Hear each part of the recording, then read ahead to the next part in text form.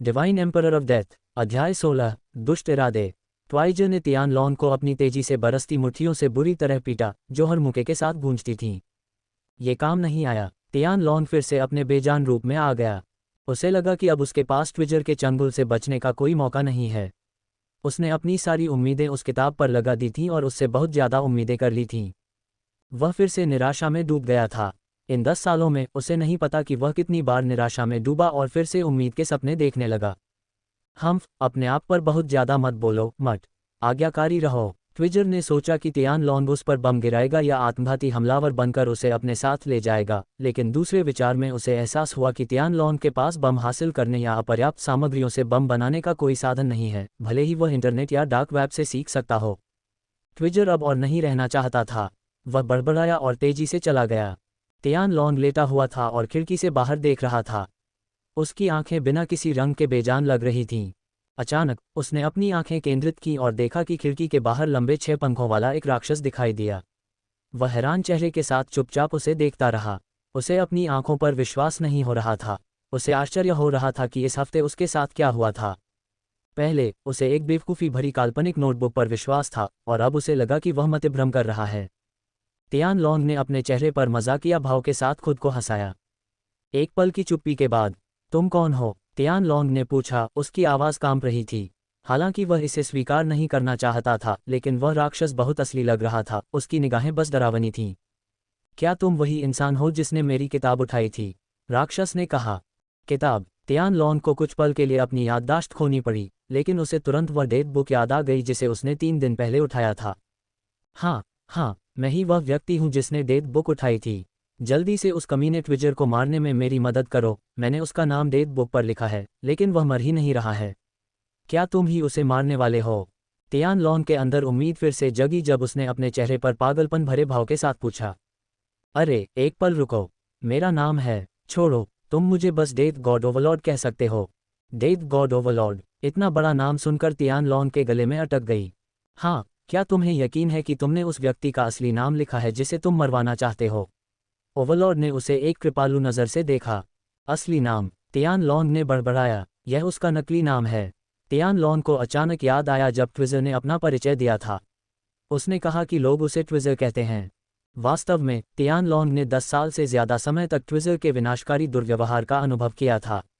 जब उसने सोचा कि ट्विजर उसका असली नाम है तो उसकी कोई गलती नहीं थी। आखिरकार वह नाम उसे 10 साल से ज़्यादा समय से परेशान कर रहा था।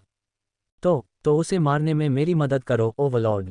तियान लॉन्ग ने अपनी आंखों में चमकती हत्या की मंशा के साथ अनुरोध किया। मैं नहीं कर सकता। भले ही अब आप इस डेट बुक के मालिक हैं, मैं किसी को मारने में आपकी मदद नहीं करूंगा। अगर आप उस व्यक्ति को मारना चाहते हैं तो आपको उसका असली नाम पता लगाना होगा। कैसे? मुझे कुछ पता नहीं है और वह कोई निशान भी नहीं छोड़ता है। तियान लॉन्ग चिंतित हो गया। बेटा, मेरे पास एक सौदा है जिससे आप उसका असली नाम पता लगा सकते हैं, लेकिन इसके लिए आपको। सौदा? तियान लॉन को तब तक कोई परवाह नहीं थी जब तक वह उसे इस समय मार सकता था। जल्दी जवाब दो, लेकिन मुझे बात पूरी करने दो। इस सौदे के लिए आपके बचे हुए जीवन काल का आधा हिस्सा चाहिए होगा और बदले में आपको डेथ गॉड आइज मिलेंगी जो किसी व्यक्ति के असली नाम और जीवन काल का निरीक्षण कर सकती हैं। ध्यान से विचार करें। सौदा? विचार करने के लिए कुछ भी नहीं है। तियान लॉन्ग ने अपने चेहरे पर दृढ़ भाव के साथ कहा। उसने सोचा कि 2 साल नरक में जीने से बेहतर है कि 1 साल आज़ादी से जिया जाए। ठीक है। 1 हफ्ते बाद तारानकन क्रीक। दरवाज़ा खुला और ट्विजर तियान लॉन के कमरे में दाखिल हुआ। उसने व्यंग्य किया और उकसाना शुरू कर दिया जैसे कि वह कभी थकेगा ही नहीं। मैं देख रहा हूं कि तुम अब भी वही आज्ञाकारी कुत्ते हो। मो वुमिंग हो। तियान लॉन ने उसके हाव भाव की नकल करते हुए खुलकर व्यंग्य किया। तुम अवज्ञाकारी कुत्ते हो। देखते हैं तुम फिर कैसे हंसते हो। मो वुमिंग ने तुरंत उसे फिर से पीटना शुरू कर दिया। तियान लॉन्ग ने हमेशा की तरह इसे सहन किया, हालांकि वह अंदर से थोड़ा उत्तेजित था। मो वुमिंग थोड़ा असहज महसूस कर रहा था और चिल्लाया, क्या तुम मुझे नहीं मारोगे? 10 साल बीत गए हैं और तुम अभी भी मुझे लड़ाई में नहीं हरा सकते। तुम मत। वह चिल्लाया और अचानक उसे पीटने का उत्साह खत्म हो गया, इसलिए वह पीछे देखे बिना ही कमरे से बाहर चला गया।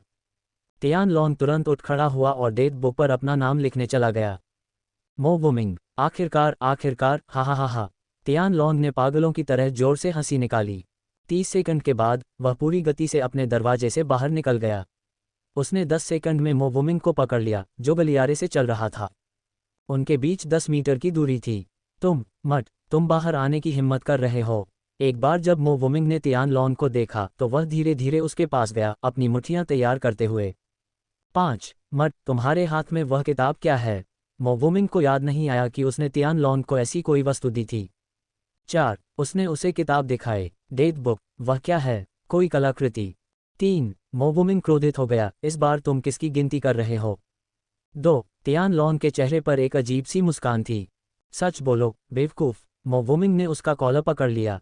1 मरो, तारानकन धमाका। मो वुमिंग ने तुरंत अपनी छाती पकड़ ली। उसके चेहरे पर दर्द से भरा एक हैरान करने वाला भाव था। मो वुमिंग ने तियान लॉन की ओर इशारा किया और तियान लॉन के कंधों पर गिर पड़ा। उसने हमेशा के लिए अपनी जान गंवा दी। हा। तियान लॉन ने उसे दूर धकेला और पागलों की तरह हंसा। मो वुमिंग की लाश धड़ाम से फर्श पर गिर पड़ी। पता नहीं कितनी देर तक हंसने के बाद गलियारे में एक आवाज़ सुनाई दी। पापा, एक 6 साल की लड़की को उससे 5 मीटर दूर खड़े देखा जा सकता है। वह लाश के करीब चली गई और उसके पास खड़ी हो गई। पापा उठो, उसने लाश को धक्का दिया। कुछ देर कोशिश करने के बाद और अपने पिता को न उठते देखकर वह रोने लगी।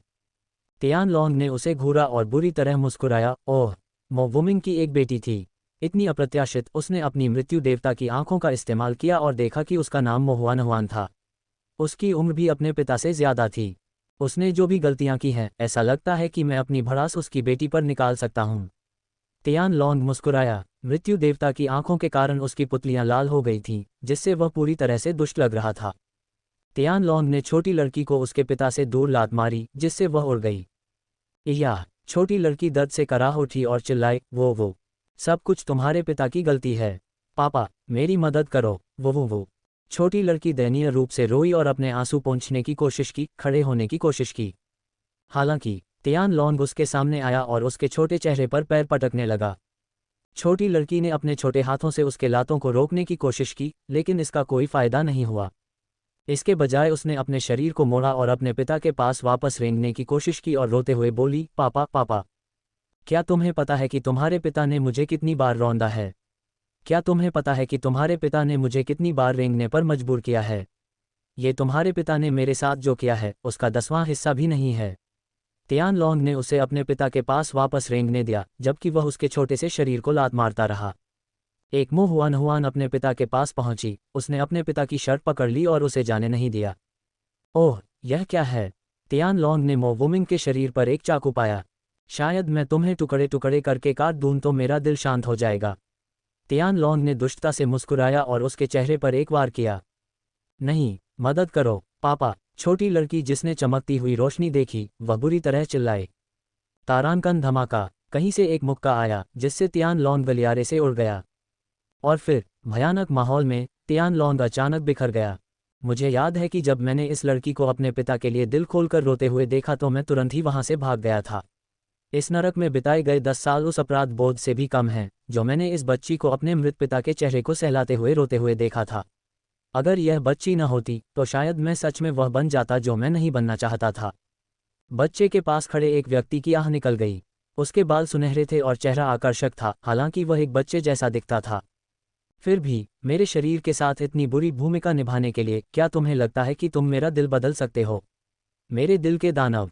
डेविस ने खुद से सवाल करते हुए अपने चेहरे पर एक आत्मसंतुष्ट भाव बनाया। अध्याय 17 सफलता, मध्य स्तर नवजात आत्मा अवस्था। रिडेम्पशन टॉवर में तीसरी मंजिल। डेविस, जो अवचेतन रूप से पवित्र चमक धुंध की खेती कर रहा था, थोड़ा कांप उठा।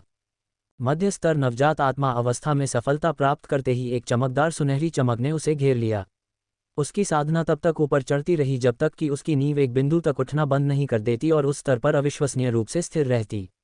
उसने अपनी आंखें खोलीं और वह अपनी आत्मा से महसूस कर सकता था कि उस नरक में 10 साल बिताने के दौरान केवल 6 घंटे ही बीते थे। क्या डरावना हृदय दानव है! इसने मुझे 10 साल से अधिक समय तक अपनी मुट्ठी में रखा, धीरे धीरे मुझे मेरे पिछले स्व से जोड़ता रहा। सबसे पहले दर्द, दूसरा भावनाएं, तीसरा एक ऐसी स्थिति जहां मैं केवल बिना सोचे समझे देख सकता था और कोई कदम नहीं उठा सकता था। अगर मुझे आखिरी क्षण में एहसास नहीं होता, अगर मैं लड़की को प्रताड़ित करने और मारने में कामयाब हो जाता, तो क्या मैं वास्तव में यहां वापस आने वाला होता? डेविस कांप उठा। उसे अचानक लगा कि इस सवाल को फिलहाल अनुत्तरित ही रहने देना चाहिए। किसी भी मामले में उसे लगा कि वह पहले जैसा ही है और डेमन ट्रायल में प्रवेश करने के समय से बहुत अलग नहीं है। हालांकि उसके बारे में कुछ अलग था जिसे वह अपनी उंगली से नहीं बता सकता था। उसने ज़्यादा नहीं सोचा, इसलिए वह जल्दी से उठ खड़ा हुआ और टॉवर से बाहर निकल गया। जब वह टॉवर से बाहर आया तो उसने देखा कि एक आकृति बहुत तेजी से उसकी ओर दौड़ी। वह आकृति तुरंत ही उससे दूरी बना लेती है, इससे पहले कि वह कुछ प्रतिक्रिया कर पाता, और उसे गले लगा लेता है और उसे पूरी गर्मजोशी देता है। वह मुस्कुराया, मैं वापस आ गया हूँ माँ। तुम मूर्ख हो। क्लेयर ने उसे छोड़ते हुए उसकी ओर देखा। डेविस ने महसूस किया कि उसकी आंखें लाल थीं। वह ऐसा लग रहा था जैसे वह बहुत देर से रो रही थी। लोगन धीरे धीरे चलते हुए करीब आया। उसने गुस्से से डेविस को देखा, लेकिन वह अंदर से खुश था। क्या हुआ? माँ की आंखें इतनी लाल क्यों हैं? डेविस को लगा कि इस बार उसे ही गुस्सा होना चाहिए। डेविस, तुम बेवकूफ़ हो। हॉट डायमंड सत्र 1 घंटे से भी अधिक नहीं चलता है और तुम 6 घंटे से अधिक समय से वहाँ हो। बस देखो कि तुम्हारी माँ तुम्हारे बारे में कितनी चिंतित थी। अगर तुम बाहर नहीं आए होते तो मैं तुम्हें खुद मार देता। लोगन ने गुस्से से भरे चेहरे से समझाया, लेकिन उसका यह मतलब बिल्कुल भी नहीं था। इसके बजाय उस समय वह बेचैन था और इस बात को लेकर अनिर्णायक था कि उसे डेविस को बचाने के लिए गठन को रोकना चाहिए या नहीं। लेकिन अगर वह ऐसा करता तो उसे लगता कि इसके अकल्पनीय परिणाम हो सकते हैं। इसलिए उसने अपने बेटे पर भरोसा करने का फैसला किया। सौभाग्य से उन्होंने उसे 6 घंटे बाद बाहर आते देखा, अन्यथा उनके पास गठन को रोकने के अलावा कोई विकल्प नहीं होता। 1 घंटे से अधिक समय तक टॉवर में प्रवेश करने के बाद आपकी माँ इंपीरियल कैसल को छोड़ने से खुद को नहीं रोक पाए। वह इस जगह पर चिंतित होकर 2 घंटे और इंतजार करती रही, लेकिन फिर वह लगभग 1 घंटे तक रोती रही और बेहोश हो गई। वह अभी जागी है। तुम बहुत बदनाम हो। क्या होता अगर उसे और उसके गर्भ में पल रहे बच्चे को कुछ हो जाता?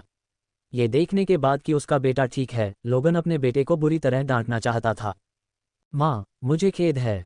आपको चिंता में डालने के लिए मुझे खेद है। मैं वादा करता हूँ कि मैं आपको कभी भी परेशान नहीं करूँगा। डेविस को अपनी गलती का एहसास हुआ और उसने जल्दी से माफ़ी मांगी, लेकिन उसे बीच में ही रोक दिया गया। मूर्ख, तुम ये वादा नहीं कर सकते।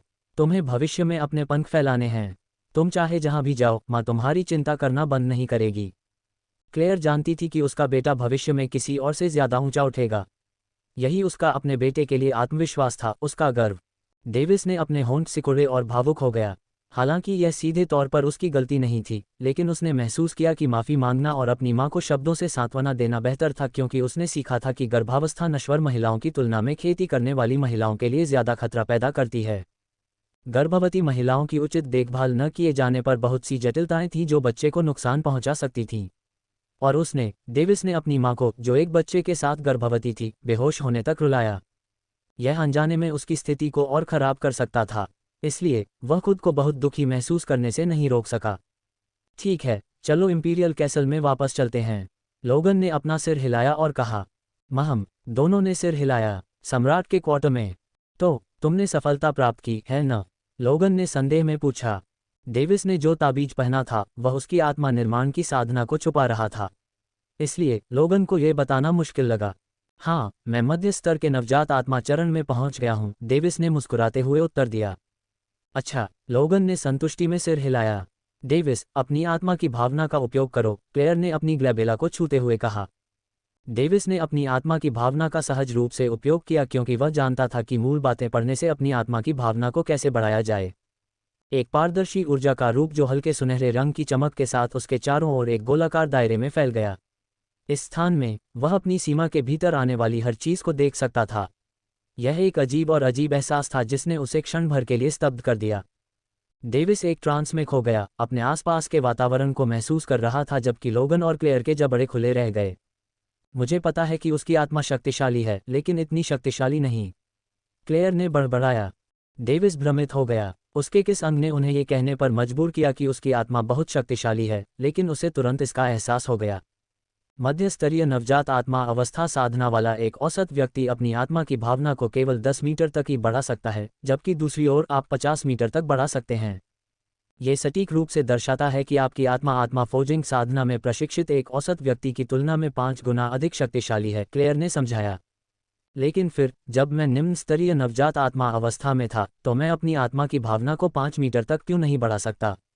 डेविस ने अपनी शंका व्यक्त की। मूर्खतापूर्ण, क्लेयर ने हंसते हुए कहा। यह बस इस तरह से काम नहीं करता है। निम्न स्तरीय नवजात आत्मा अवस्था के औसत साधक अपनी आत्मा को केवल तभी निकाल सकते हैं जब उनका शरीर नष्ट हो जाए। तब भी अगर उन्हें अपनी आत्मा को सुरक्षित रखने के लिए कोई संगत खजाना नहीं मिल पाता तो उनकी आत्माएं जल्दी ही वाष्पित हो जाती हैं। कमजोर निम्न स्तरीय नवजात आत्मा अवस्था साधक उस साधना आधार पर आत्मा की भावना का उपयोग करने में असमर्थ होते हैं। केवल शक्तिशाली आत्मा वाले लोग ही निम्न स्तरीय नवजात आत्मा अवस्था में अपने शरीर को 2 या 3 बार स्कैन करने के लिए अपनी आत्मा की भावना का उपयोग कर सकते हैं, जैसे कि आपके पिता क्लेयर ने धैर्यपूर्वक समझाया। जब लोगन ने उसे यह कहते हुए सुना तो उसके चेहरे पर गर्व की भावना उभरी, लेकिन जब उसने सोचा कि उसके बेटे ने उसे कैसे हराया है तो उसका चेहरा उतर गया। डेविस, तुम्हें अब तक पवित्र चमक धुंध की पहली परत को अनलॉक कर लेना चाहिए था, इसे माँ के लिए प्रदर्शित करना चाहिए था। पहली परत, ठीक है। डेविस ने सिर हिलाया और पवित्र चमक धुंध की पहली परत के अनुसार प्रदर्शन करने के लिए अपनी आत्मा को प्रसारित किया। एक साधना तकनीक की परतों को आसानी से समझा जा सकता है, युद्ध तकनीकों के विपरीत जिसके लिए मैनुअल समझ की आवश्यकता होती है। एकमात्र शर्त यह थी कि व्यक्ति को आवश्यक चरण तक पहुंचना चाहिए और उस विशिष्ट साधना मैनुअल में प्रशिक्षित होना चाहिए। बेशक अगर कोई मूर्ख और प्रतिभाहीन है तो उसे भी साधना तकनीक की परतों को समझना मुश्किल लगेगा, भले ही वह आवश्यक साधना चरण तक पहुंच जाए। डेविस से 10 मीटर की दूरी पर एक चमकदार सुनहरा बल क्षेत्र फैला हुआ था। डेविस को लगा कि इस जगह में कुछ भी उसकी आत्मा को नुकसान नहीं पहुंचा सकता। तुमने जो पवित्र आत्मा ढाल बनाई है वह भी शक्तिशाली है। इस बार वे दोनों आश्चर्यचकित नहीं हुए। यहाँ तक कि शीर्ष स्तर के नवजात आत्मा चरण के साधकों को भी इसे तोड़ना बहुत मुश्किल लगेगा। लोगन ने समर्पण में आह भरी। उसे ये भी एहसास नहीं था कि वह अपने बेटे के साथ प्रतिस्पर्धा कर रहा था। बस इतना ही। डेविस को इससे ज्यादा की उम्मीद थी, जैसे कि एक शानदार चाल जो उसे पीटने में सक्षम हो उसके आसपास के सभी लोगों के इर्द गिर्द। तारांकन खांसी, हाँ, अगर यह अंत है तो यह अन्य सोल फोर्जिंग कल्टीवेशन मैनुअल से अलग नहीं होगा, जो आपको सोल शील्ड तैनात करने में सक्षम बनाता है। क्लेयर ने आत्मविश्वास से कहा और कहा, इसे तब तक सिकुड़ने की कोशिश करें जब तक कि आप अपने पूरे शरीर को इससे ढक न लें। डेविस ने अपना सिर हिलाया और गोल्डन फोर्स फील्ड को सिकुड़ने की कोशिश की। गोल्डन फोर्स फील्ड तब तक सिकुड़ता रहा जब तक कि यह केवल उसके शरीर को ही ढक न ले। लोगन और क्लेयर ने देखा कि कैसे उसकी आत्मा न केवल शक्तिशाली है बल्कि शुद्ध भी है। क्या शिशु आत्मा अवस्था के साधकों को भी उसकी इस पवित्र आत्मा ढाल को तोड़ना मुश्किल नहीं लगेगा? लोगन ने बड़बड़ाया। क्लेयर भी अवाक रह गई। उसने बिना सोचे समझे कहा, हाँ, शिशु आत्मा अवस्था आत्मा निर्माण साधना का दूसरा चरण है। डेविस खुश था, लेकिन साथ ही ये सोचकर निराश भी था कि उसकी ढाल युवा आत्मा अवस्था के साधकों के खिलाफ उपयोगी नहीं थी। उसे नहीं पता था कि उसके माता पिता अवचेतन रूप से उसकी तुलना अन्य साधकों से कर रहे थे जिन्होंने अन्य स्काई ग्रेड आत्मा निर्माण साधना मैनुअल में साधना की थी। अध्याय 18, तैयारी। डेविस, चूंकि तुम्हारे पास एक शक्तिशाली आत्मा है, इसलिए तुम्हारे लिए एक कीमियागर बनना भी जरूरी है, अन्यथा तुम्हारी स्वर्गधन्य प्रतिभा बस बर्बाद हो जाएगी। क्लेयर ने अपने बेटे से आग्रह किया। डेविस के चेहरे पर एक मूर्खतापूर्ण और रोने वाला भाव था। वह प्रक्रिया जहां लोग एक कड़ाही से गोलियां बनाते हैं। उपन्यास में पढ़ने पर यह आसान लगता है, लेकिन क्या वास्तव में ऐसा करना आसान है? क्लेयर ने उसके भाव को देखा और डांटा, क्या तुम जानते भी हो कि कीमिया क्या है? क्या तुम जानते हो कि अपने शस्त्रागार में गोलियों के साथ खेती करना कितना आसान है? क्या तुम इस महान समुद्री महाद्वीप में कीमियागरों के आदेश का कितना सम्मान करते हो? ठीक है, माँ को ये सब समझाने की ज़रूरत नहीं है। बस पिताजी को मुझे सिखाने दो, ठीक है? डेविस ने जवाब दिया, क्योंकि वह पहले से ही जानता था कि उन कीमियागरों, उन कंजूसों का कितना बकवास सम्मान है। क्लेयर ने तुरंत लोगन को घूर कर देखा, जबकि वह बस इधर उधर देख रहा था और सीटी बजाना शुरू कर दिया, जैसे कि उसने कुछ सुना ही न हो। क्लेयर ने फिर डेविस से कहा, उसके चेहरे पर मुस्कान नहीं थी। डेविस, तुम्हारे पिता सिंहासन के लिए 5वें स्थान पर थे और महिलाओं और साधना के अलावा किसी और चीज़ में उनकी कोई दिलचस्पी नहीं थी। वह थोड़े घमंडी थे, इसलिए उन्होंने कीमिया में बिल्कुल भी प्रशिक्षण नहीं लिया, और परिणामस्वरूप तुम एक ऐसे पिता की विफलता देखते हो जो तुम्हें कीमिया नहीं सिखा सकता। क्लेयर, लोगन का चेहरा शर्मिंदगी से लाल हो गया। यह एक काला इतिहास था जिसके बारे में वह नहीं चाहता था कि कोई भी जाने। अगर उसके लोगों को पता चले कि एक सम्राट के रूप में वह कीमिया के बारे में एक पैसा भी नहीं जानता, तो वे शायद मरने तक हंसते रहेंगे। डेविस ने यह महसूस करते हुए कि उसकी माँ के तीखे शब्द कभी कभी लोगों को मार सकते हैं, घुटन महसूस की। मृत्यु पुस्तक को छोड़ो, मुझे माँ की पुस्तक चाहिए। उसके शर्मीले भाव को देखकर क्लेयर को लगा कि वह बहुत आगे निकल गई है और उसने कहा, जब से वह मुझसे प्यार करने लगा है, उसने दूसरी महिलाओं के साथ छेड़खानी करना बंद कर दिया है। कम से कम इस मामले में तुम्हारे पिता बहुत ईमानदार हैं। उस कथन से कुछ सम्मान प्राप्त करने के बाद लोगन ने अपनी स्थिति पुनः प्राप्त की। कोई चिंता नहीं, भले ही कई कीमियागर सम्मान प्राप्त करते हैं, लेकिन वे मेरे जैसे स्काई ग्रेड साम्राज्य के सम्राट की तुलना नहीं कर सकते हैं, और आपकी प्रतिभा बहुत अधिक है, जिससे मुझे भी ईर्ष्या होती है। कीमियागर शायद आपको अपना प्रत्यक्ष शिष्य बनाने के लिए झुंड में आएंगे यदि उन्हें पता चले कि आपकी आत्मा कितनी शक्तिशाली है। लोगन ने अपने चेहरे पर गर्व के भाव के साथ समझाया। अचानक उसने अपनी आंखें सिकोड़ लीं, लेकिन समस्या यह है कि अपनी प्रतिभा को लोगों के सामने प्रकट करना अच्छी बात नहीं है। हम अभी हाल ही में एक आपदा से बचे हैं और हमारी समग्र क्षमता में गिरावट आई है। भले ही हम एक शक्तिशाली व्यक्ति हैं, लेकिन हमें दूसरों की साजिशों जैसे कि हत्याओं में न फंसने के लिए पर्याप्त सावधान रहना चाहिए। क्लेयर ने सोचा और अपने होंठ हिलाए, तो हमें डेविस को रॉयल कैसल में पढ़ाने के लिए एक उच्च स्तरीय, भरोसेमंद कीमियागर को आमंत्रित करना चाहिए। हम उसे विभिन्न प्रॉक्सी का उपयोग करके गुप्त रूप से आमंत्रित कर सकते हैं ताकि अगर आमंत्रण विफल भी हो जाए तो वह हमें वापस नहीं ला पाएगा। ये भी संभव है। लोगन ने अपनी पत्नी के विचार को सुनते हुए सिर हिलाया। क्या इसका मतलब यह है कि मुझे रॉयल कैपिटल में घूमने की अनुमति नहीं है? डेविस यहाँ डेथ बुक नहीं लाना चाहता था क्योंकि उसके माता पिता को इसके बारे में पता हो सकता है। जहाँ तक इस बात का सवाल है कि उसने इसे रिडेम्पशन टॉवर में क्यों नहीं लाया, उसे लगा कि उस जगह पर भी निगरानी रखी जाती है। जाहिर है, आप अपने पिता या मेरे साथ के बिना रॉयल कैसल से एक कदम भी बाहर नहीं जा सकते। ये बहुत खतरनाक है, क्लेयर ने उपहास किया। भले ही इंपीरियल कैपिटल हमारा घरेलू क्षेत्र है, डेविस ने अपनी शंका व्यक्त की। ऊपर से इंपीरियल कैपिटल शांत दिख सकता है, लेकिन कई खतरनाक अंडरकरंट हमारे अनजाने में छिपे हुए हैं। लोगन ने अपने चेहरे पर एक गंभीर भाव के साथ कहा और कहा, विद्रोह के बाद से हम बहुत कमजोर हो गए हैं, जिसके कारण अन्य साम्राज्यों ने अपने जासूस, हत्यारे और क्या क्या भेजा है।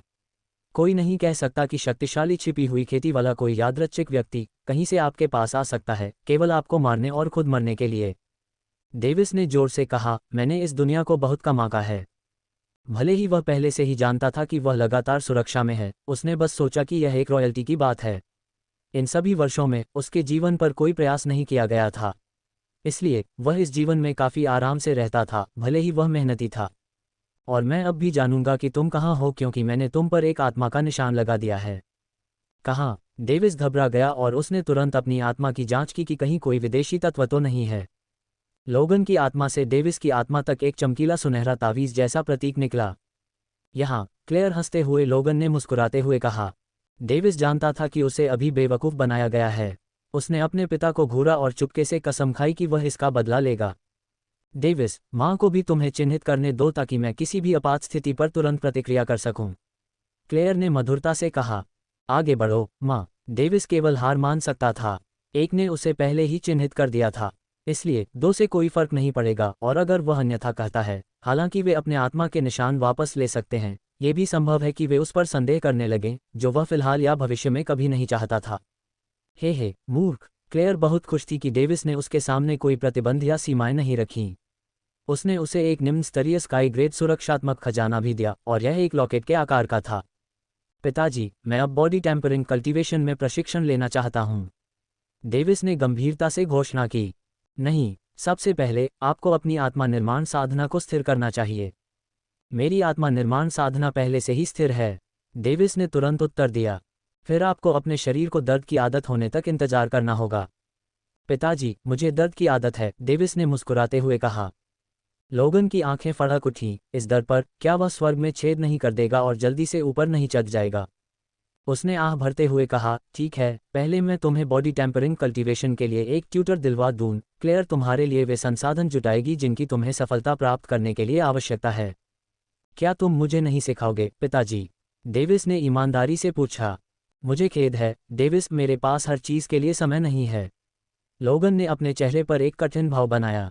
मैं समझता हूँ। डेविस जानता था कि उसके पिता, सम्राट के रूप में, बहुत सारा काम करते होंगे, इसलिए उसने इसे अपने ऊपर हावी नहीं होने दिया। पिताजी, ऐसे के बारे में क्या? मुझे पता है, एक बार जब तुम अपना बॉडी कल्टीवेशन पूरा कर लोगे तो क्लेयर तुम्हारे एसेंस गैदरिंग कल्टीवेशन को देखेगी। लोगन को स्पष्ट रूप से उसकी बकवास से तंग आ गया था। इतनी तेजी से खेती करने से क्या उनका बेटा डेविस स्वर्ग से युद्ध करने जा रहा था? या फिर मुझे तुम्हें कोई और काम सौंप देना चाहिए? नहीं धन्यवाद। डेविस अपनी माँ के साथ मिलकर बहुत खुश था। लोगन हंसा, हाहा, ठीक है, मैं व्यस्त हो रहा हूँ। अगर मैं लंबे समय तक गायब रहा तो मेरे अधीनस्थ चिंतित हो जाएंगे, इसलिए मुझे वापस लौटना चाहिए। तुम्हें और क्लेयर को आज आराम करना चाहिए। क्लेयर को दिन में बहुत कुछ सिखाने के लिए मजबूर मत करो, उसे कुछ समय के लिए आराम करने दो। मैं जानता हूँ पिताजी, उस समय मैं या तो क्लारा के साथ रहूँगा या इंपीरियल लाइब्रेरी में, इसलिए चिंता करने की कोई ज़रूरत नहीं है। मैं अपनी माँ का ख्याल रखूँगा। लोगन और क्लेयर दोनों मुस्कुराए, उसके जवाब से संतुष्ट। फिर लोगन चला गया। राजकुमारी क्लेयर को अपने कमरे में ले गई। डेविस उनके प्रदर्शन पर मुस्कुराया। शायद एक दिन, शायद मैं भी राजकुमारी की तरह किसी ऐसी महिला को ले जाऊं जो मुझे पसंद करती हो। वह अपनी कल्पना पर मुस्कुराया और अध्ययन कक्ष की ओर बढ़ गया। ओह, ऐसा लगता है कि मैं शाही महल से भी बाहर नहीं निकल सकता। फिर मुझे और भी मजबूत होना पड़ेगा, ताकि पिता और माँ मुझे इतना स्वीकार करें कि वे मुझे बाहर जाने दें। डेविस की आंखों से आग की लपटें निकल रही थीं। वह समझ गया कि वह सिर्फ 5 साल का है, लेकिन फिर भी इस दुनिया को तलाशना चाहता है। खैर, कम से कम अभी के लिए तो आसपास की गलियों में। अध्याय 19, शारीरिक संयम साधना। अगले दिन, डेविस इंपीरियल ट्रेनिंग ग्राउंड में गया जो इंपीरियल कैसल में था। केवल सम्राट के प्रत्यक्ष वंशजों को ही उस स्थान पर प्रशिक्षण लेने की अनुमति थी, इसलिए ये कहा जा सकता है कि यह अपेक्षाकृत खाली था। आमतौर पर ये राजकुमारों और राजकुमारियों से भरा होता था जो अपनी साधना को बेहतर बनाने की कोशिश कर रहे थे, लेकिन अब ऐसा नज़ारा देखने को नहीं मिल सकता था। जब डेविस प्रवेश द्वार पर पहुंचा तो उसने एक मध्यम आयु वर्ग के व्यक्ति को देखा जो लगभग 30 साल का लग रहा था। वह मध्यम आयु वर्ग का व्यक्ति जो बगल की ओर देख रहा था, उसने अपना सिर घुमाया और देखा कि डेविस उसके पास आ रहा है। हेनरिक्सन, क्या यह आदमी इंपीरियल सलाहकार नहीं है? वह अब मेरा शिक्षक है। डेविस ने अपनी मृत्यु देव आंखों का उपयोग करके उसका निरीक्षण किया जब वह पहले बगल की ओर मुड़ा था, इसलिए उसे यकीन नहीं था कि यह उस पर काम करेगा या नहीं, लेकिन ये काम कर गया। स्वागत है राजकुमार, मैं हेनरिक्सन हूँ, शाही सलाहकार और युद्ध के समय सैन्य सलाहकार के रूप में भी काम करता हूँ। अब से मैं बॉडी टेम्परिंग कल्टीवेशन में आपका शिक्षक बनूंगा। हेनरिक्सन ने हल्के से झुककर अपना परिचय दिया। नमस्ते मिस्टर हेनरिक्सन, अब से मैं आपकी देखभाल में रहूंगा। डेविस ने बहुत ही प्यारा व्यवहार किया, जैसे कि वह उसे अपना शिक्षक पाकर बहुत उत्साहित था। ओह महामहिम, कृपया सम्मानसूचक शब्द छोड़ दें। हेनरिक्सन ठीक है। हेनरिक्सन ने अहंकारी व्यवहार करने की हिम्मत नहीं की। जब शाही परिवार में बहुत सारे सदस्य होते हैं तो उनके पास कई साजिशें और योजनाएं हो सकती हैं, लेकिन उसे यकीन था कि इस छोटे शाही परिवार में ऐसी कोई बात नहीं है। वह ये भी जानता था कि वे एक दूसरे के प्रति अविश्वसनीय रूप से सुरक्षात्मक थे। ठीक है मिस हेनरिक्सन, डेविस ने जानबूझकर गलती की क्योंकि वह प्यारी सी मुस्कान बिखेर रहा था। हाँ, हेनरिक्सन ने हल्की हंसी में कहा, फिर भी सम्राट ने मुझे 5 साल के बच्चे को प्रशिक्षित करने के लिए क्यों कहा? क्या ये बहुत जल्दी नहीं है? भले ही मैंने मना कर दिया, लेकिन महामहिम ने नहीं को जवाब के तौर पर स्वीकार नहीं किया। राजकुमार डेविस, मैंने सम्राट से सुना है कि आपने पहले ही अपने शरीर को कुछ हद तक प्रशिक्षित कर लिया है। मुझे आपके शरीर की जांच करने दें। हेनरिक्सन ने अपनी आत्मा की भावना को मुक्त किया और डेविस के शरीर की जांच की, लेकिन फिर उसने स्काई ग्रेड ट्रेजर एमुलेट और लॉकेट को देखा, और वह लॉकेट की विशेषता का अनुमान लगा सकता था लेकिन एमुलेट के कार्य को नहीं जानता था। आपने अपने शरीर को अच्छी तरह से प्रशिक्षित किया है। मेरे पीछे आइए, महारानी बॉडी टेम्परिंग चैम्बर में आपका इंतजार कर रही हैं। हेनरिक्सन एक दिशा में चलने लगे। माँ, ठीक है। डेविस ने पीछा किया। मिस हेनरिक्सन, सभी कल्टीवेशन सिस्टम में आपकी वर्तमान साधना का आधार क्या है? डेविस के चेहरे पर उत्साह था जब उसने पूछा। ओह महाराज, ये कुछ खास नहीं है।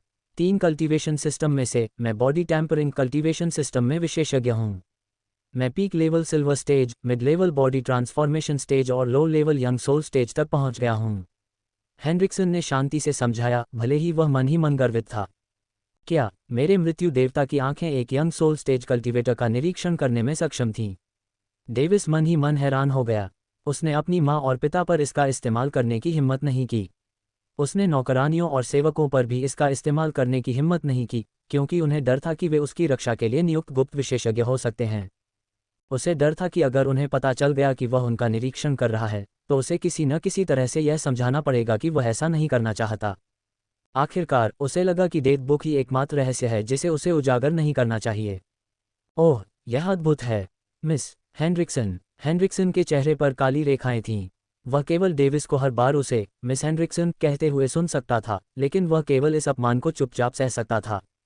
क्या मुझे डेथ बुक का उपयोग करने की कोशिश करनी चाहिए? नहीं, इसका मतलब होगा उसे मारना अच्छा नहीं है, लेकिन मुझे नहीं पता कि यह उस पर काम भी करेगा या नहीं। क्या डेथ बुक उन साधकों पर भी काम करेगी जो मुझसे कहीं ज़्यादा शक्तिशाली हैं? पृथ्वी पर सभी मनुष्य आत्मा के स्तर में संभवतः समान थे, इसलिए डेथ बुक उन पर काम करने में सक्षम थी, फिर भी ये सीमाओं से भरी थी। यहाँ मुझे नहीं लगता कि नियम समान हैं। विभिन्न प्रकार की सीमाएं होनी चाहिए। डेविस को बहुत बड़ा सिरदर्द महसूस हुआ क्योंकि उसने सोचा कि उसे इसकी शक्तियों का पता लगाने के लिए लोगों पर प्रयोग करना होगा। तो इसका मतलब होगा मैं इसका इस्तेमाल केवल उन लोगों पर कर सकता हूं जो मरने के लायक हैं। जेल प्रयोग करने के लिए एक अच्छी जगह होगी। ऐसा सोचते हुए डेविस ने अपने चेहरे पर एक दुष्ट भाव के साथ मुस्कुराया। वे जल्द ही बॉडी टेम्परिंग चैम्बर नामक जगह पर पहुंच गए। इंपीरियल ट्रेनिंग ग्राउंड में यह एकमात्र साधना स्थल नहीं था, बल्कि अन्य कक्ष भी थे। बॉडी टेम्परिंग चैम्बर विभिन्न प्रकार के प्रशिक्षण उपकरणों से भरा हुआ था। डेविस ने अपनी मां को वहां धैर्यपूर्वक उसका इंतजार करते देखा। उसने उसकी मुस्कान देखी और वह तुरंत उसके पास गया। मां ने तुम्हारे लिए यह व्यवस्था की है ताकि तुम्हारे शरीर की नींव और ताकत उसी स्तर के अन्य साधकों से भी अधिक मजबूत हो। क्लेयर ने लकड़ी के बाथटब की ओर इशारा करते हुए मुस्कुराया।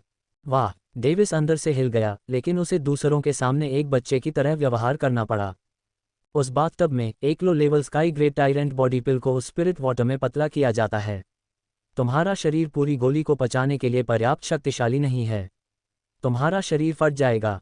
महाराज, क्या मैं? हेनरिक्सन ने पूछा। आगे बढ़ो, रॉयल सलाहकार। क्लेयर ने सिर हिलाया। क्या राजकुमार के लिए शारीरिक साधना करना बहुत जल्दी नहीं है? क्या होगा अगर महामहिम को कोई आघात पहुंचता है और वह इसके कारण साधना करने में असमर्थ हो जाता है? हेनरिक्सन को बस यही चिंता थी कि अगर डेविस खतरे में पड़ गया तो उसे इसके लिए दोषी ठहराया जाएगा। चिंता करने की कोई ज़रूरत नहीं है रॉयल सलाहकार, हमें अपने बच्चे पर पूरा भरोसा है, वह ये कर पाएगा। क्लेयर ने पूरे आत्मविश्वास के साथ कहा। हेनरिक्सन हैरान हो गया और डेविस के बच्चों जैसे शुद्ध मासूम चेहरे को देखने लगा। उन्हें इतना आत्मविश्वास कहाँ से मिलता है? ठीक है महामहिम, बाथटब के अंदर जाओ और तानाशाह शारीरिक रहस्यों की साधना शुरू करो। आप गोली को पतला करके पी सकते थे, लेकिन हम चाहते हैं कि आपका शरीर कम दर्द सहे। हम चाहते हैं कि आपका शरीर दर्द की आदत डाल ले, हेनरिक्सन ने कहा। डेविस ने मासूमियत से मुस्कुराया और सिर हिलाया। वह बाथटब के अंदर चला गया। उसे अचानक अपने सिर को छोड़कर पूरे शरीर में दर्द महसूस हुआ। उसकी आंखें चौड़ी हो गईं और वह अब जानता था कि शरीर की टेम्परिंग की खेती कोई मजाक नहीं थी। क्लेयर उसके करीब आए और उसे पतला किया हुआ गोली का सार पिलाया, जो बाथटब के पतला किए हुए सार से भी ज्यादा शक्तिशाली था। अगर उसके छिद्र खुले होते तो वह पतला किया हुआ गोली का सार सोख सकता था, लेकिन अब वह बेकार हो चुका था। डेविस को लगा कि उसके आंतरिक अंग जल रहे हैं, फिर भी उसने अपने दांत पीसते हुए तानाशाह के शरीर के रहस्यों की साधना जारी रखी। उसने अवशोषित ऊर्जा को अपने शरीर में मेरिडियन के माध्यम से चलाया। बॉडी टेम्परिंग कल्टीवेशन सत्र की दर्दनाक अनुभूति 2 घंटे तक चली, जब तक कि उसके शरीर से एक हल्की आवाज़ सुनाई नहीं दी। तारानकन क्रैक। उसके शरीर से एक छोटी सी लाल भूरी आभा निकल रही थी, जबकि वह अपनी ताकत को तेजी से बढ़ता हुआ महसूस कर सकता था। अपने भीतर बढ़ती हुई शक्ति को महसूस करते हुए उसे लगा कि अगर वह कोशिश करे तो अब वह अकेले ही एक कार उठा सकता है। क्लेयर मुस्कुराई क्योंकि वह देख सकती थी कि उसने कॉपर स्टेज हासिल कर ली है, जबकि हेनरिक्सन ये देखकर हैरान रह गया कि राजकुमार बॉडी टेम्परिंग कल्टीवेशन की कष्टदायी प्रक्रिया का सामना कर सकता है। अध्याय 20, गिरी हुई विलुप्ति बिजली। माँ, मैंने कर दिखाया, डेविस ने उत्साहपूर्वक कहा, प्रसन्नता से भर गया। तुमने माँ को प्रसन्न कर दिया है, डेविस। क्लेयर गर्व से मुस्कुराए। बधाई हो महामहिम। महामहिम ने साधना में पहला कदम उठाया है, जितना मैंने किसी और को नहीं बताया। हेनरिक्सन ने स्वीकृति में सिर हिलाया। उसे उम्मीद नहीं थी कि इस भोले से दिखने वाले बच्चे की दृढ़ता और सहनशक्ति इतनी अधिक होगी। धन्यवाद हेनरिक्सन। हेनरिक्सन ने और भी अधिक प्रशंसापूर्वक सिर हिलाया। राजकुमार ने इस बार उसे मिस्टर नहीं कहा। डेविस बाथटब से बाहर निकला। फिर उसने उत्साह से अपने अंगों को फैलाया। वह महसूस कर सकता है कि उसका शरीर अतिप्रवाहित शक्ति से भरा हुआ था, जिसे उसने पहले कभी अनुभव नहीं किया था। हेनरिक्सन ने टिप्पणी की, अच्छा, अन्य 2 साधना प्रणालियों के विपरीत जहां आप ऊर्जा जमा करते हैं और धीरे धीरे आगे बढ़ते हैं, बॉडी टेम्परिंग साधना में साधना करते हुए आपको केवल संसाधनों और आगे बढ़ने के संकल्प की आवश्यकता होती है, लेकिन जैसे जैसे आप आगे बढ़ते हैं ये केवल कठिन और कठिन होता जाता है। उसने अपना सिर हिलाया, ये कहते हुए कि उसे अभी भी गोल्ड स्टेज बॉडी टेम्परिंग साधना में 5वें चरण में प्रवेश करना मुश्किल लगता है। डेविस, वहाँ एक शक्ति मापने वाला उपकरण है, जाओ और उसे मुक्का मारो, क्लेयर ने कहा। डेविस उस उपकरण की ओर बढ़ा जिसकी ओर उसकी मां ने इशारा किया और सामान्य रूप से मुक्का मारा। तारानकन धमाका 532 के ग्रा। डेविस ने फिर अपनी मुठ्ठियां भींच लीं और पूरी ताकत से मुक्का मारा। तारानकन धमाका 1021 के ग्रा। वाह भगवान, ये बहुत बढ़िया है। डेविस संख्याओं को देखते हुए अंदर से उत्साहित हो गया। डेविस, टायरेंट बॉडी सीक्रेट्स की पहली परत तकनीक का प्रदर्शन करें। क्लेयर मुस्कुराई और उसके प्रदर्शन का इंतजार करने लगी। डेविस ने सिर हिलाया क्योंकि उसने अपनी दाहिनी मुट्ठी में शक्ति इकट्ठा करना शुरू कर दिया था। लाल भूरे रंग की आभा ने अचानक उसके दाहिने हाथ को ढक लिया और उसने अपनी पूरी ताकत से आगे की ओर मुक्का मारा। 5164 के ग्रा। अच्छा, टायरेंट आभा प्रवर्धन के साथ आपका महामहिम शक्ति में निम्न स्तरीय कांस्य चरण के साधकों को भी टक्कर दे सकता है। जो लोग अर्थ ग्रेड बॉडी कल्टीवेटिंग मैनुअल में साधना करते हैं, उनके लिए आपका महामहिम शक्ति में उच्च स्तरीय कॉपर चरण के साधकों को भी टक्कर दे सकता है। हेनरिक्सन ने टिप्पणी की। Copper stage body tempering cultivation में पहला चरण है, जबकि bronze stage body tempering cultivation में दूसरा चरण है। उन्हें अलग करने वाले 4 स्तर थे, निम्न स्तर से लेकर शिखर स्तर तक। लेकिन अगर मुझे एक निम्न स्तर कॉपर स्टेज कल्टीवेटर का सामना करना पड़े जो sky grade body tempering cultivation manual में कल्टीवेशन करता है, तो क्या हम बराबरी पर नहीं होंगे? हाँ, लेकिन यह उस मैनुअल पर भी निर्भर करता है जिसमें दूसरा व्यक्ति कल्टीवेशन कर रहा है, क्योंकि स्काई ग्रेड मैनुअल में भी स्तर होते हैं। बेशक, इसमें किसी की युद्ध क्षमता भी शामिल है, हेनरिक्सन ने कहा। डेविस ने सोचा, लगता है कि मैं केवल सोल फोर्जिंग कल्टीवेशन में ही शक्तिशाली हूँ। लेकिन जब तक आप धीरे धीरे गोल्ड स्टेज तक पहुंचते हैं, तब तक आप एक तानाशाह काया विकसित कर चुके होंगे जो आपकी ताकत और बचाव को दोगुना कर देती है। उस समय उसी स्टेज पर कोई भी आपका प्रतिद्वंद्वी नहीं होगा। इसीलिए इसका नाम टायरेंट रखा गया है, हेनरिक्सन ने गर्व से कहा। क्या मैं अब तानाशाह काया हासिल नहीं कर सकता? डेविस ने अपने चेहरे पर उलझन भरे भाव के साथ उत्सुकता से पूछा। लोरेट साम्राज्य के पास उस तरह के संसाधन नहीं हैं। ठीक है, पहले थे, लेकिन अभी के लिए रहस्यवादी तानाशाह फल का कोई ठिकाना नहीं है। अगर हमें भविष्य में कभी कोई मिला तो मैं आपके महामहिम के शाही पिता सम्राट को सूचित करूंगा। डेविस की आंखें चमक उठीं। लगता है कि मुझे अभी भी और भी मजबूत बनने की उम्मीद है। ठीक है, महामहिम को बस इसी तरह साधना करनी है जब तक आप शिखर स्तर तक नहीं पहुंच जाते।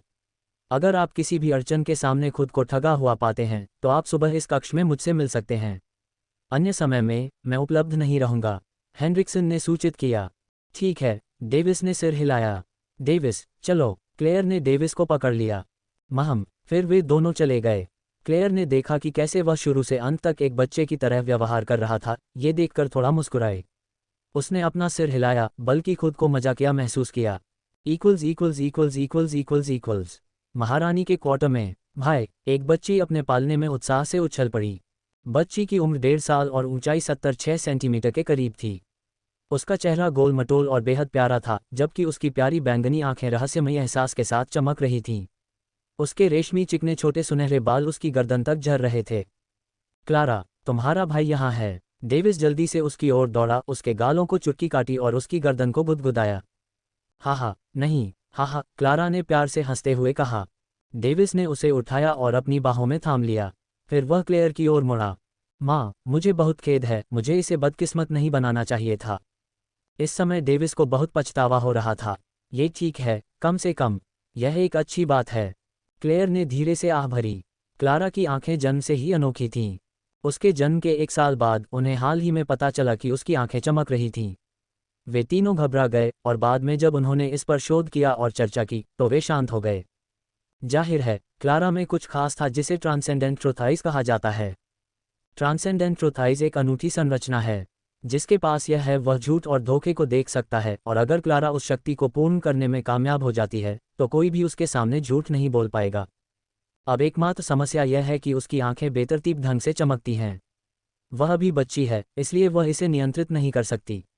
क्लेयर चिंता करने से खुद को नहीं रोक पाए। सब ठीक हो जाएगा माँ। जब वह बड़ी हो जाएगी तो उसे इसे नियंत्रित करने में सक्षम होना चाहिए। आखिरकार इंपीरियल लाइब्रेरी में आपने जो रिकॉर्ड पढ़ा है, उसमें उल्लेख किया गया है कि जिनके पास ट्रांसेंडेंट ट्रुथ आइज हैं, वे जन्मजात शासक हैं। डेविस ने आत्मविश्वास से कहा। तुम सही हो। क्लेयर ने सिर हिलाया, लेकिन उसके चेहरे पर कुछ और ही दिखा। शायद एक देखभाल करने वाली माँ का भाग्य ऐसा ही होता है।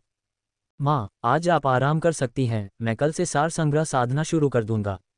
अगर आप ऐसा कहती हैं। वह मुस्कुराई, ये सोचकर कि अगर वह उसे मना भी ले तो भी वह नहीं सुनेगा। लेकिन बदले में आपको मुझे उस खजाने के बारे में बताना होगा। आपने कहा था कि यह हमारे खजाने में है, डेविस ने उत्साह से पूछा, क्योंकि नाम ही प्रभावशाली लग रहा था। ठीक है, क्लेयर हंसे बिना नहीं रह सकी। उसके बेटे को खजाने और इस तरह की चीज़ों में बहुत दिलचस्पी है। अच्छा, कौन नहीं है? क्लेयर ने अपना सिर हिलाया। फॉलन एक्सटिंक्शन लाइटनिंग को हमारे पिछले सम्राट आपके दादा ने पकड़ लिया था। उन्होंने अकेले ही यात्रा की और लाइटनिंग फॉल माउंटेन से इसे पकड़ लिया जो हमारे साम्राज्य से बहुत दूर है। लेकिन युद्ध के दौरान दुख की बात है कि उन्होंने फॉलन एक्सटिंक्शन लाइटनिंग को कम करके आंका, इसलिए वे गंभीर रूप से घायल हो गए, लेकिन फिर भी वे स्काई ग्रेड लाइटनिंग एलिमेंटल को पकड़ने में कामयाब रहे। तो मेरे दादा पिछले सम्राट चोटों से मर गए। ये कैसे हो सकता है? वह बहुत शक्तिशाली थे, पिता से भी अधिक शक्तिशाली। डेविस को विश्वास नहीं हो रहा था कि एकमात्र चोट उनके दादा को मौत के घाट उतार सकती है। उनके दादा सोल फोर्जिंग कल्टीवेशन को छोड़कर सभी साधना प्रणालियों में 5वें चरण पर थे। दुर्भाग्य से फॉलन एक्सटिंक्शन लाइटनिंग में संक्षारक और विनाशकारी गुण होते हैं। वह फॉलन एक्सटिंक्शन लाइटनिंग द्वारा उसके शरीर में छोड़े गए संक्षारक घावों के कारण दम तोड़ दिया। क्लेयर ने आह भरी। चूंकि दादाजी इसे पकड़ने गए थे तो उन्हें फॉलन एक्सटिंक्शन लाइटनिंग के पीछे के गुणों के बारे में पता होना चाहिए था। मुझे नहीं लगता कि एक सम्राट जिसने दशकों तक एक साम्राज्य पर शासन किया, उसने पहले इसकी जांच नहीं की होगी। डेविस ने अपना सिर हिलाया, ये सोचकर कि कुछ समझ में नहीं आ रहा है। क्लेयर ने फिर से आह भरी। वास्तव में ऐसा लग रहा था कि उसने ऐसा किया था, लेकिन जानकारी पुरानी हो चुकी थी। वह मूल रूप से प्रथम राजकुमार के बेटे के लिए पीक लेवल अर्थ ग्रेड साइलेंट एक्सटिंक्शन लाइटनिंग को पकड़ने गया था, लेकिन जब तक वह वहां पहुंचा तब तक ये sky grade fallen extinction lightning में बदल चुकी थी। सब कुछ बेकार था। उसने दुखी होकर अपना सिर हिलाया, लेकिन उसकी आंखों के सामने एक जटिल भावना चमक उठी। आंशिक रूप से उसी की वजह से मैं बिना किसी समस्या के यहाँ रहने में सक्षम हूँ।